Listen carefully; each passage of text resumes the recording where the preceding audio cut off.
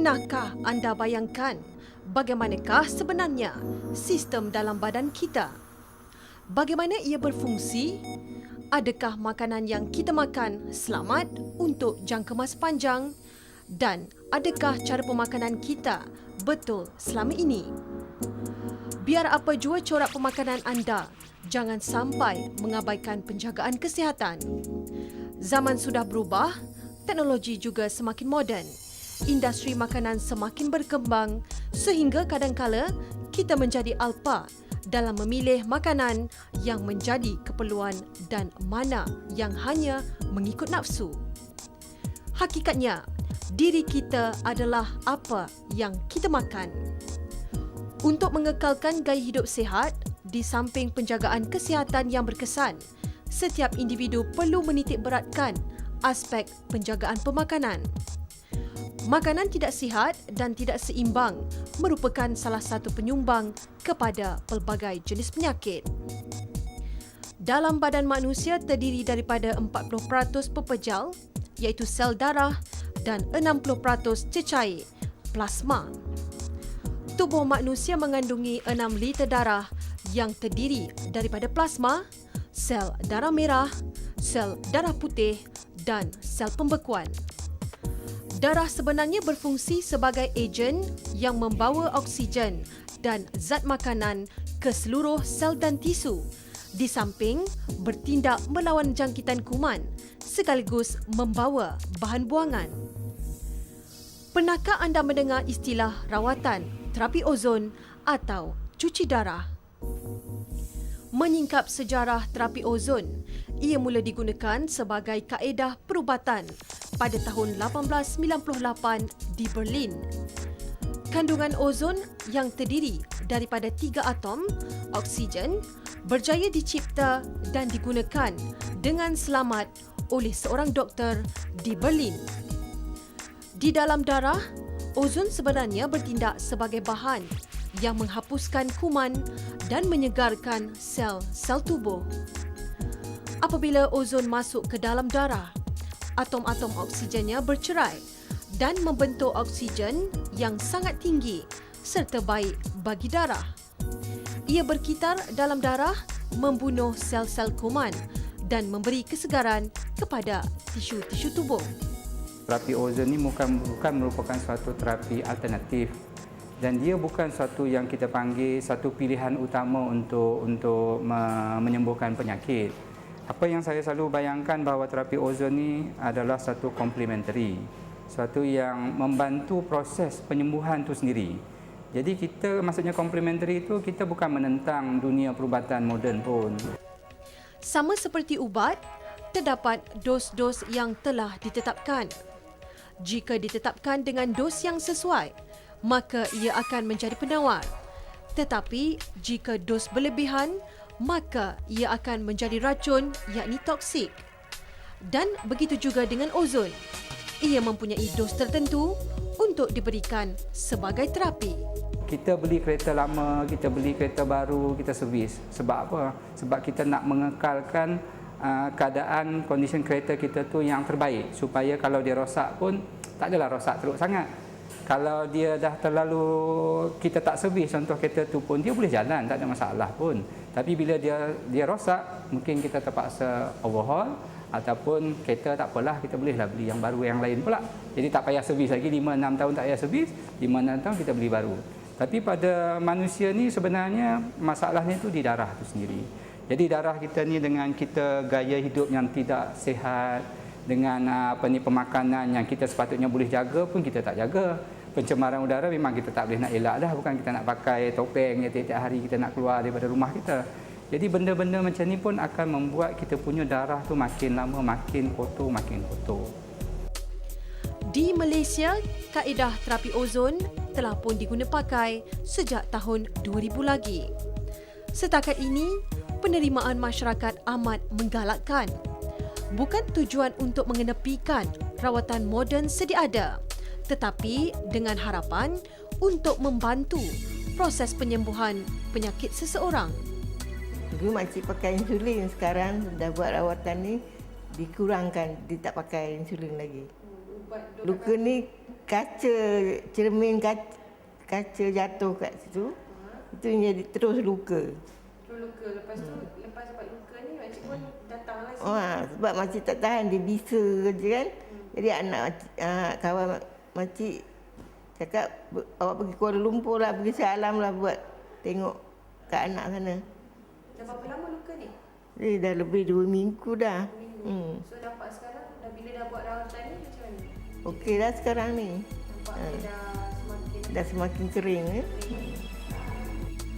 Makcik Maimunah 60 tahun lebih 5 kali mendapatkan rawatan terapi ozon. Dahulunya dia tidak mampu menggerakkan tangan kanannya akibat penyakit strok yang dialami.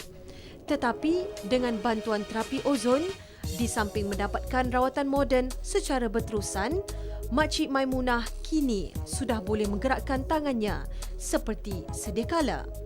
Makcik ada kencing manis, darah tinggi, habis tu makcik kena stroke sebelah badan. Ada macam kita punya badan rasa ringan kan. Jadi pergerakan tangan pun dah boleh buka kan.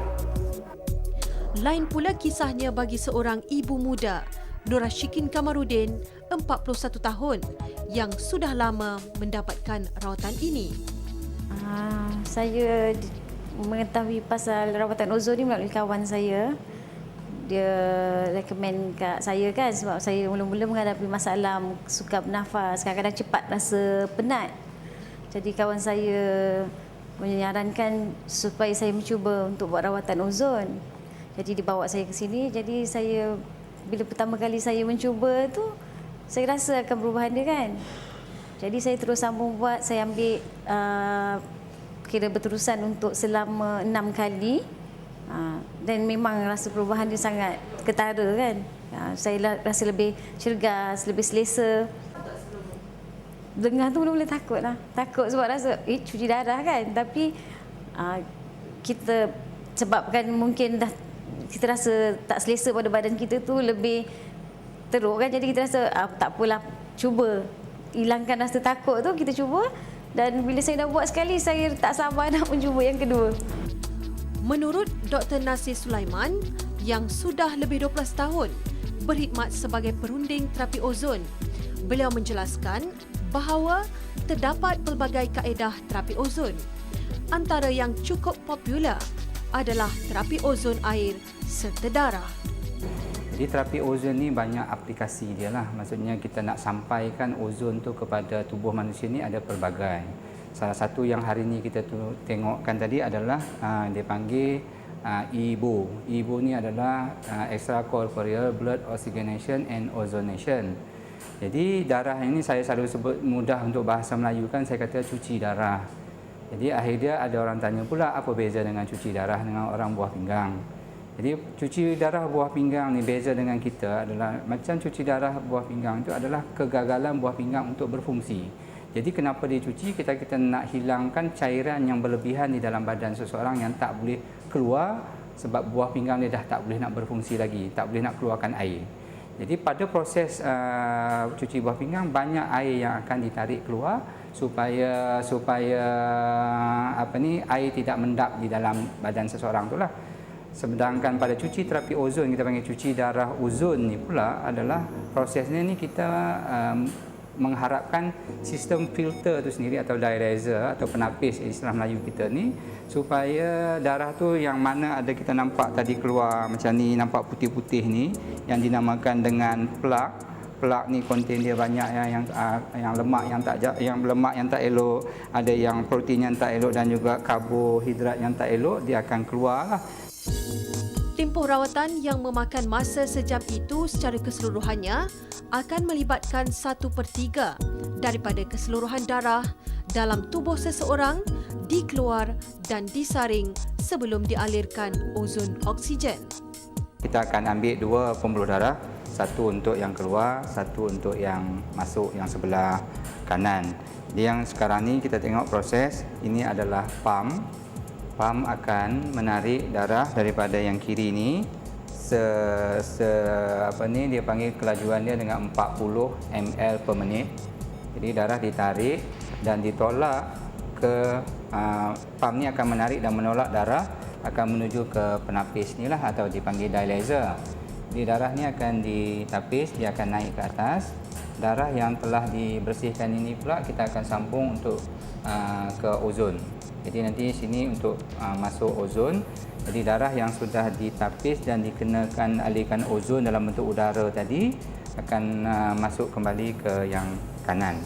Sekarang kalau kita tengok ada nampak keluar warna putih kekuningan ni, biasa dalam istilah perubatan kita panggil plak. Jadi plak ni biasanya contain adalah kolesterol yang lemak yang banyak di dalam darah lah. Dan juga bagi saya dalam sejak bergiat dengan terapi ozon, saya melihat bukan hanya sampah dari lemak tapi juga sampah dari gula yang berlebihan yang tak bagus, kadar protein yang tak bagus yang berlebihan yang orang akan menjadi uric acid tinggi, juga kontennya adalah di plak-plak yang tersebut di dalam tiub yang kita nampak sekarang ni lah.